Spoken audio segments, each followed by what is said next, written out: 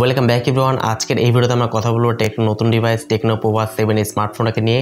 এই স্মার্টফোনের সবচেয়ে বড় বিশেষত্ব হচ্ছে এই ফোনটা দিয়ে কিন্তু 400 মিটারের মধ্যে কিন্তু ফিলিং কমিউনিকেশন সিস্টেমের মাধ্যমে কিন্তু আপনারা কোনো প্রকার সিম কানেকশন বা টাকা পয়সা ছাড়াই কিন্তু কথা বলতে পারবেন। তবে অপর ফোনেও কিন্তু ফিলিং কমিউনিকেশন এই সিস্টেমটা কিন্তু থাকতে হবে। পাশাপাশি এই স্মার্টফোনতে ইউজ করা হয়েছে 7000 mAh ম্যাসিভ ব্যাটারি সেটআপ, সাথে 45 ওয়াট ফাস্ট চার্জিং সুবিধা, আরও থাকছে দুর্দান্তকর কিছু ফিচার। তো টেকনো পোভা 7 এই স্মার্টফোন এক্স্যাক্টলি আপনার জন্য কেমন হবে, ফোনটার প্রাইস কত, ফোনে দিয়ে কেমন গেমিং পারফরমেন্স পাবেন, কেমন ক্যামেরা পারফরমেন্স পাবেন, সমস্ত কিছু আজকের এই ভিডিওতে আলোচনা করার চেষ্টা করবো। অবশ্যই ভিডিওটি সম্পূর্ণ ওয়াচ করবেন। ভিডিও শুরু করার আগে যারা এখনো পর্যন্ত আমাদের চ্যানেলকে সাবস্ক্রাইব করেনি, সাবস্ক্রাইব করে বেল বাটনটা অল সিলেক্ট করবেন পরবর্তী প্রত্যেকটা ভিডিওর আপডেট সবার আগে পাওয়ার জন্য। চলুন তাহলে শুরু করে দেই আমাদের আজকের ভিডিও। দর্শক বন্ধুরা, ফার্স্ট অফ অল স্মার্টফোনের ডিজাইন এবং লুকসের কথা বলতে গেলে স্মার্টফোনের ব্যাক সাইড ডিজাইনটি কিন্তু পার্সোনালি আমার কাছে খুবই সুন্দর লেগেছে। ব্যাক সাইড ডিজাইনটি দেখতে কিন্তু অনেকটাই নাথিং ফিল হয়। নাথিং ফোনের ডিজাইনটি দেখে ইন্সপায়ার্ড বলতে পারেন এবং ফ্রন্টে কিন্তু মিডল পাঞ্চল ক্যামেরা ইউজ করা হয়েছে। পোর্টস এবং বাটনের কথা বলতে গেলে ডান সাইডে থাকছে ভলিউম আপ ডাউন বাটন এবং পাওয়ার বাটন, নিচে থাকছে type C port, microphone, 3D speaker এবং 3.5 মিলিমিটার হেডফোন জ্যাক, এবং টপে থাকছে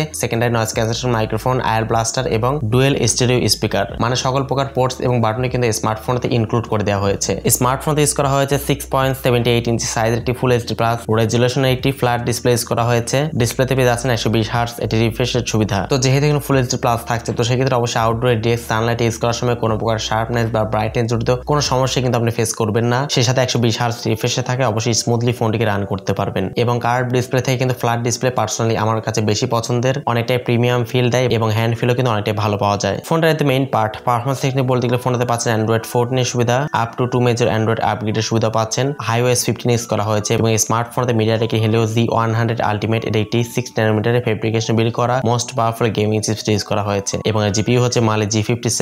মিডিয়াটেক Helio Z100 চিপসেটটি কিন্তু মোটামুটি ব্যালেন্সড একটি চিপসেট। যারা আসলে PUBG, free fire, call of duty, asphalt 9 এর মতো ভারী গেমস গুলো লো গ্রাফিক্সে ভালো মতো খেলতে চান, তারা কিন্তু এই স্মার্টফোনটা দেখতে পারেন। লো গ্রাফিক্সে কিন্তু যে কোনো গেমসই কিন্তু খুব ভালো মতোই প্লে করা যাবে এই স্মার্টফোনটা দিয়ে। ফোনটা পাবেন দুইটা র্যাম রম ভেরিয়েন্টে, সেটা হলো 8GB RAM 128GB internal storage এবং 8GB RAM 256GB internal storage. UFS type রাখা হচ্ছে 2.2, LPDDR4X টাইপ র্যাম ইউজ করা হয়েছে। ক্যামেরা সেকশনে বলতে গেলে স্মার্টফোনটা রিয়ারে থাকছে দুইটা ক্যামেরা। মেইন ক্যামেরা হচ্ছে 108 মেগাপিক্সেল এবং সেকেন্ড ক্যামেরাটি হচ্ছে 2 মেগাপিক্সেল একটি ডেপথ সেন্সর ইউজ করা হয়েছে। ফ্রন্টে থাকছে 8 মেগাপিক্সেল একটি ক্যামেরা। ফোনটার সামনে পেছনে উভয় ক্যামেরা দিয়ে সর্বোচ্চ আপনার 1080p রেজোলিউশনে 30 fps ভিডিও রেকর্ডিং করতে পারবেন এবং স্মার্টফোনের ফটো কোয়ালিটি কিন্তু মোটামুটি ভালোই বলতে পারেন। তবে ভিডিও কোয়ালিটি কিন্তু কোনো প্রকার 4K সুবিধা থাকছে না, 60 fps টাও আমরা মিসিং দেখতে পাচ্ছি। তো এভারেজ কোয়ালিটির ফটো কোয়ালিটি আপনারা পেয়ে যাচ্ছেন স্ক্রিনে, তো দেখতেই পাচ্ছেন ফটো কোয়ালিটি গুলা। এছাড়া ফোনটিতে থাকছে লাউড স্পিকার, 3.5 মিলিমিটার হেডফোন জ্যাকের পাশাপাশি USB টাইপ সি পোর্টের সুবিধা পেয়ে যাচ্ছেন এবং এই ফোনটাতে কিন্তু NFC সুবিধাও পেয়ে যাচ্ছেন। তো অ্যাটলাস ফোনটা ব্যাটারি সেকশনে কথা বলতে গেলে ফোনটা ব্যাটারিতে ইউজ করা হচ্ছে 7000 mAh